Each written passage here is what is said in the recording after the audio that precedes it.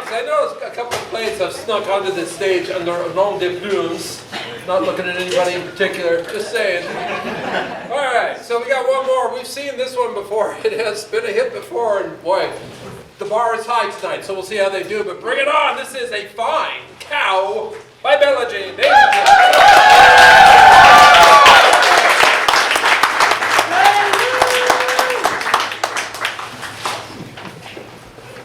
I'm Dan, I'm playing Avery. Hi, I'm Quinn, I'm playing Charlie. I'm Everett, I'm reading Blake. And I'm Carlin, I'm reading stage directions. All right. Recap of the last episode. Charlie and Blake continued their search for the stolen cow painting, visiting the thief's address and meeting his ex-girlfriend, Jess. She revealed she had hidden the painting at the end of a scavenger hunt out of jealousy, and after some haggling, revealed its location to our boys. Scene 4. Setting. An endless parking lot connected to nothing. Charlie and Blake wander into the scene, holding trowels and scrutinizing the ground. I can understand wanting to screw over Avery because he's a real ham bone any way you look at him, but this painting is still valuable. Why a parking lot? Parking lots are like the liminal spaces of our time. We're always going there, yet they're never really our destination. You know? They represent like never being satisfied with where you actually are. We are all just tiny cars on that endless stretch of pavement. Not alone, but lonely all the same. Okay, did you sniff a bunch of highlighters? I mean, why bury it there instead of securing it in a bank or something? I don't know. Maybe she just likes that dumpster over there. That's right! It's supposed to be by the dumpster, good one, Blake. You've managed to not actively hinder our quest for the first time today. Hey man, that's not very nice. Blake, my job isn't to be nice anymore. My job is to make sure that we end up with a pocket full of change by the time we unload this painting. And if you haven't been such a prize peach yourself today. What do you mean? I've been the pooch in your sidecar this entire time. From the beginning, you've doubted me. You never really believed I could sell that painting. I was just afraid of Pat Pop getting mad. I never said that you And could that's not... why when you weren't actively tanking our mother lode by piecemealing it out to every dang blasted Sheila we've come across. Let's talk about what's really going on here. Wendy broke your heart, and you don't trust women right now. Don't drag Wendy into this. Oh, why else would you be so mad about Danny? Because Danny's just some girl who you just met. We don't know her from a hole in the side of a barn. Dude, you are too averse to new people. You're not going to make more friends that you've known since kindergarten. Well, I don't need more. I have you, or at least I thought I did. Yeah, you'll always have me, but you've got to stop running from your feelings. It's holding both of us back. You know, Wendy didn't even... Wendy slandered the name of Petey Lane, and you know it. It's unforgivable. She called him old. And you know what? He is old. He's like 67. That's objective reality.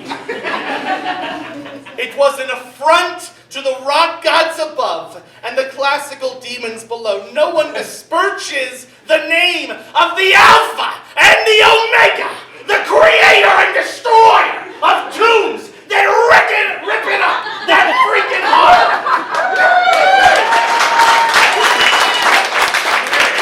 Charlie, get a grip. She asked you to move in, and you glitched out. No, it was because of Pete. And that's bullpucky, and you know it. Do not lie to your best pal in the whole world. So what? It all amounts to the same thing. Wendy's gone. And I'm sorry. But hating Danny's not going to bring her back.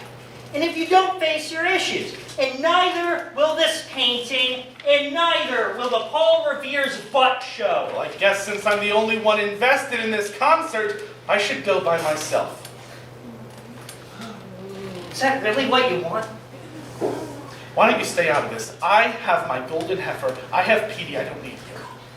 Blake regards Charlie sadly. He puts out his hand to do their signature handshake. Charlie sees this and turns away, shutting him down. Okay, man. Good luck with your cow. Hope she makes you happy. Blake exits. Charlie watches him go for a moment and then turns back toward the dumpster, trowel raised. Fairweather fans are the last thing we need. The band deserves more. Charlie starts banging his trowel on the ground. He seems to hear something and starts to dig quickly. He pulls a box from the ground and brushes dirt off the lid. You were my closest confidant, my friend. My army brother till the end. The one who hurt my heart the most. And now you're just a ghost. Charlie whips around to see Avery walking toward him. How do you know that song? I like that band once. Where's the other member of your clown committee? He's gone. Just as well. That'll make getting you out of the way easier. Now, why don't you just hand over that box? And what does that say about him? That he'd walk out on me! When we were this close to getting what we've wanted for so long! I don't actually care what's going to happen. And this is the thing you need to understand about Blake. He might strike you as a tumbleweed on the wind, like he doesn't have a care in the world. But really, he's a calculating so-and-so who will blather about parking lots one minute and stick a machete between your shoulder blades the next. Is that the kind of person who deserves to profit from my windfall? I think not! Coco, I'm gonna need you to hand over that box and mosey along now. I've been chasing obscure clues around town all afternoon and reliving a very tumultuous relationship. The last thing I need is to play therapist to a bozo like you. That's all there is out there, eh? Heartbreak! Okay, clearly you're not going to give me that box until I hear this out. So, what's the problem? That dime store philosopher is making me feel stuff. He's noticing things I'm doing, bringing them to my attention because he thinks it'll make me a better person. Yeah, he sounds like a real jerk. But you don't know everything. One time, when we were 14, he stole my Magic the Gathering cards and sold them.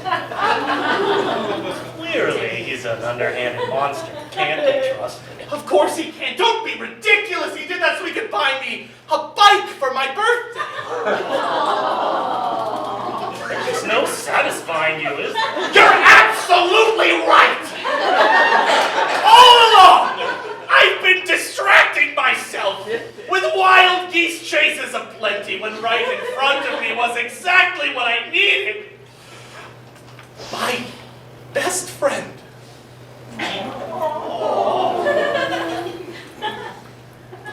That's more valuable than even a priceless piece of art. I've got to go after him. Glad we cleared that up. Now give me the painting. Well, I mean, it is still mine. Let me think. It's easy for you.